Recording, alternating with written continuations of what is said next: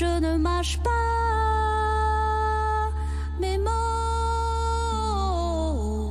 S'il m'arrive d'être foudroyé par l'éclair. Merci d'avoir mis un jingle un peu long, ça m'a permis de nous expliquer avec Laura qui n'avait pas compris ce que je disais. Donc je ne vous mettez pas dans une case. Vous ne mettez pas non plus tous les mots dans la même case, chère Olivia. Vous nous proposez aujourd'hui un petit voyage en Italie, à Bologne plus précisément, c'est ça? Oui. Hein, voilà, avec un beau livre. Il n'y aurait pas un petit air de superstar, best-seller? Elena Ferrante, Ben voilà. Ah oui. Vous avez raison, bien sûr. Il s'agit du 3e roman de Silvia Avalone qui avait été révélé par Dacier, un roman incroyable. Et effectivement, il y a un air d'Elena Ferrante, puisqu'elle raconte des destins de femmes qui se battent pour survivre. Mais, je trouve que Avalone, elle a un talent singulier et propre, d'autant que Ferrante, son thème, c'est surtout l'amitié. Avalone, elle s'intéresse à la maternité. Et puis, on n'est pas à Naples, on est à Bologne. Et Avalone, elle a une écriture, je trouve, plus tripale, plus enragée que Ferrante. Le livre s'ouvre par 2 scènes absolument inouïes. Vous avez une jeune fille de 18 ans qui a du vernis à ongles violet avec des paillettes, des boucles d'oreilles énormes, qui monte dans un bus. Elle ploie sous la douleur, son jean est mouillé, elle va accoucher et elle prend le bus toute seule pour aller accoucher. Elle arrive là-bas, elle refuse la présence de sa mère, de sa sœur, du père du bébé qui arrive encadré de 2 flics. On l'a sortie de prison pour la circonstance et elle va accoucher toute seule.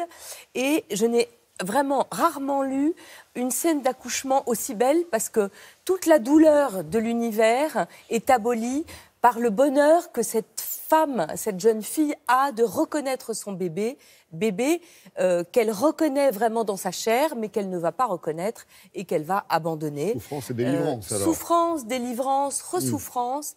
Vraiment, la scène est extraordinaire. Et je vous disais que c'est une écriture tripale. Je trouve qu'effectivement, il y a quelque chose de tripal dans cette scène, quelque chose vraiment de splendide et de tragique. Et puis, juste à côté, une autre scène. Alors là, on va dans les beaux quartiers. Vous avez Dora. Dora, c'est une professeure. Elle est dans la rue, c'est le jour de Pâques. Et tout d'un coup, elle va apercevoir une de ses anciennes meilleures amies, Serena. Serena est enceinte. Et Dora va l'agresser physiquement, elle va vouloir l'étrangler quasiment.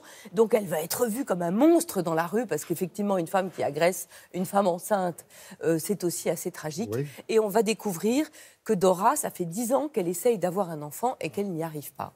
Au travers de ces 2 destins de femmes, on va découvrir toute une constellation de personnages dans 2 mondes. D'un côté, il y a la cité, avec des jeunes gens pour lesquels l'enfance est vraiment un luxe.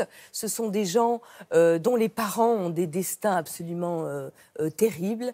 On manque d'argent, on manque de tout. Et puis de l'autre, dans l'intérieur de Bologne, vous avez des gens qui sont plus aisés, mais qui n'ont pas une vie plus heureuse, comme cette Dora et comme son mari, dont on va peu à peu comprendre qu'il n'a pas du tout épousé la femme qu'il aimait.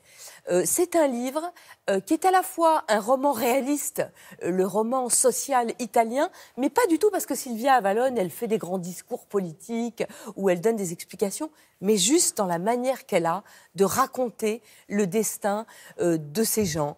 Je trouve que c'est à la fois une écriture très très maîtrisée et très très précise. Elle est toute jeune, Avalone, mais vraiment, elle a un talent fou. Et en même temps, parfois, on a l'impression qu'elle hurle quand elle écrit.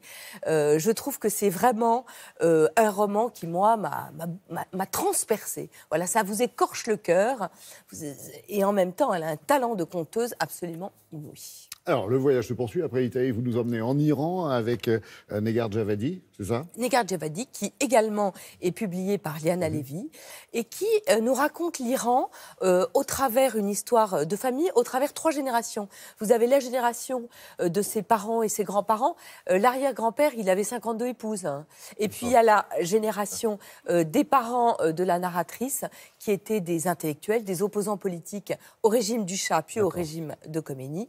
Et vous avez l'héroïne, sans doute un double romanesque de Negar Javadi, qui est née en 1969 à Téhéran et qui, lorsqu'elle a eu 11 ans, a été obligée, avec sa famille, de s'exiler en France. Tout ce titre qui désoriente. Exactement, désorientée, désorientale. Elle arrive en France, le premier mot qu'elle va apprendre, c'est grève, parce qu'il y a la grève... Elle vient d'arriver ? Non, pourtant c'était à l'aube des années 80. On ne lui avait pas appris ce mot à l'école au cours de français. C'est un roman, là aussi, comme Sylvia Avalone, d'une conteuse extraordinaire. Le livre était sorti il y a 2 ans. Il sort en format de poche. Et il y a beaucoup de téléspectateurs et téléspectatrices qui attendent le format de poche pour découvrir les livres. C'est chose faite, c'est absolument génial. Et j'attends avec impatience le 2e roman de Negar Djawadi. On attendra avec vous.